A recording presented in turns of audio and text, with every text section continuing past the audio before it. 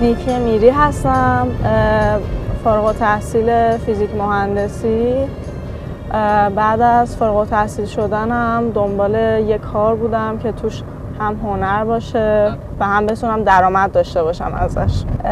و چون که از کودکی به هنر علاقه داشتم و همین که در خانواده هنرمندی بزرگ شدم، تصمیم گرفتم که رشته طراحی لباس رو انتخاب بکنم.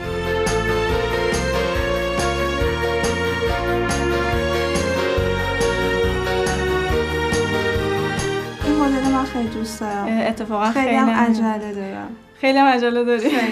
این مدل پرکاری البته. خب باشه، تا اونجا که میتونید برام وقت بذارید سریع‌تر. من به شما پیشنهاد میدم با هم دیگه بریم دنبال پارچه بگردیم، 2-3 رنگ پارچه رو انتخاب بکنیم که هم بعد از گذروندن دوره‌ای زیر نظر دانشگاه طیف استرالیا دیگه کار خودم رو شروع کردم.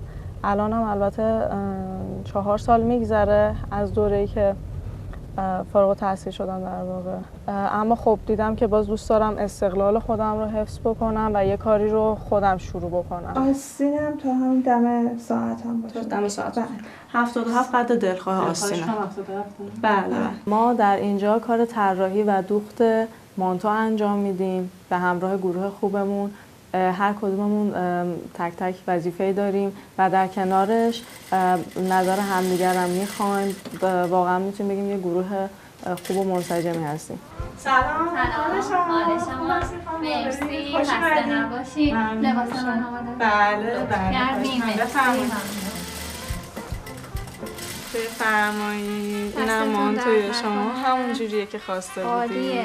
واقعا دستتون تعداد پیله ها مدل خمره‌ای، اکسسوری. عالیه. ایناش با نمکه. مرسی. اینم طراحیمونه، همونجوری که ما پشت زده بودیم صحبت کردیم. خیلی عالیه. مرسی. دستتون درد نکنه. دوستش دارم خوبه. خب خودش. فقط دلم جیب خواست. خب مشکلی نیست. میشه اضافه کرد؟ الان شما جاشو بگین کجا اینجا. براتون راحت تره. اینجا من دوست علامتشو دارم. بزنم. باید سعی کنن طرح‌ها خودشون رو بگنجونن توی بازار بیارن، از طرح‌هاشون کاری بکنن استفاده بشه. یکی از علاقه‌های به حساب خیلی قدیمی منه حیاتی. ضمن اینکه وقتی کار دوخته میشه تموم میشه اون کار، انگار که مثلا جون داده باشی به یه کاری، اونجوری ذوق آدم پیدا میکنه. خوشحال میشه از اینکه تونستی یه پارچه‌ای که هنوز شکلی نگرفته به شکل میده با دوخته.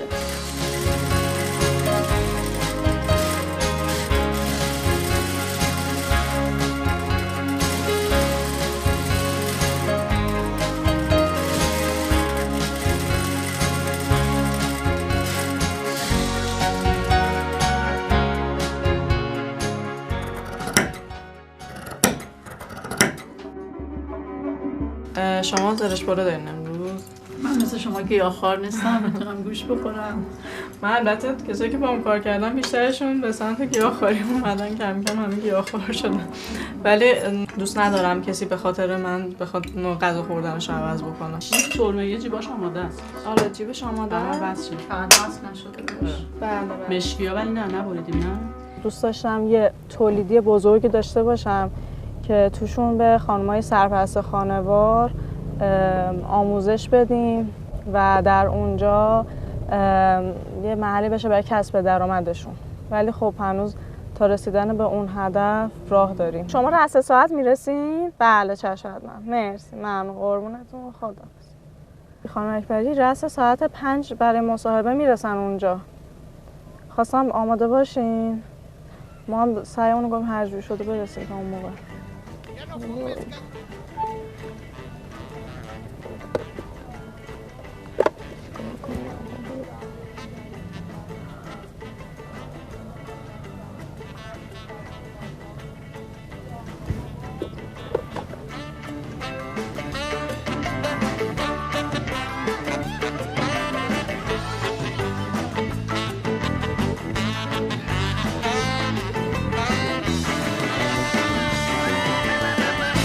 پشت ترافیک گیر کردیم. بفرمایین. خب ما هم داریم از کوچه پس کوچه میریم که بلکه زودتر برسیم. خانم سلیمانی هستن، از سایت آرت مود. ایشون یه کار نوآورانه‌ای دارن انجام میدن و تصمیم گرفتن که یه مصاحبه با ما داشته باشن که خودمون رو معرفی بکنیم و در واقع این بیزنسی رو که میخوایم ما شروع بکنیم پیش زمینه براش فراهم بکنیم.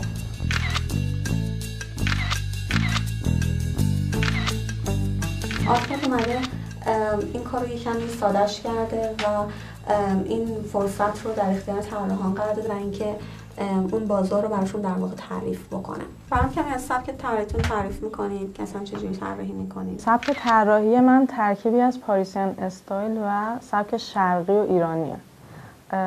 در واقع خودم چون علاقم به پاریسین استایله، ولی چون توی ایران زندگی می‌کنیم و باید یه جوری تطبیق بدم این دوتا رو با هم، یه همچین سبکی به دست آوردم. برای یک سریال تاریخی فراخوان گذاشتن که طراحی لباسی پیدا بکنن برای دوره تاریخی طراحی کنن و من طراحی خودم براشون فرستادم. پس از اینکه تایید شد و اون دوره تاریخی رو به من گفتن، دوباره من تحقیق کردم، از اون دوره براشون طراحی کردم، فرستادم و قرار بر این شد که منم جزو گروهشون باشم. در حال حاضر هدف کوتاه مدتمون اینه که کارهامون رو توی مغازه‌ها بفروشیم.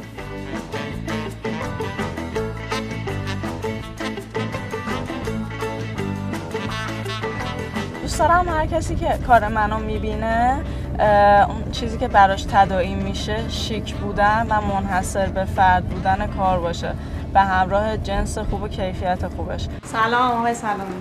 سلام، حال شما؟ حالتون چطوره؟ خوبی شما؟ قربونتون برم، مرسی. استقبال از کارهای ما چطور بوده؟ کاراتون والا معلومه، میشه فهمید کدوم مدل‌ها خب خیلی بهتر بوده، عموما جذابیت بیشتری داشته. بعضی از مدل‌ها مثلا سلیقه‌ای بوده، بعضی از مدل‌ها نه عموما سلیقه‌ای بود، خیلی استقبال نشده.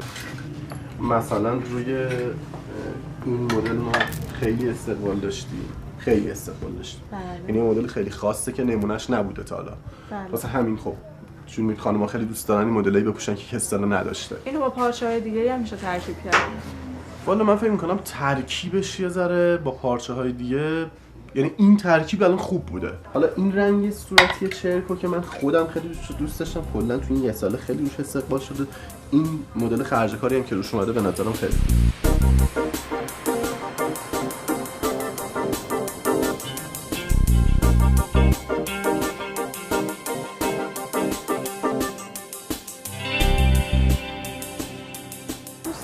طراحی هامونو و برندمون رو در فروشگاهی مثل اینجا عرضه بکنیم به صورت عمده، توی فروشگاه مثل اینجا و فروشگاه‌های دیگه به صورت زنجیره‌ای.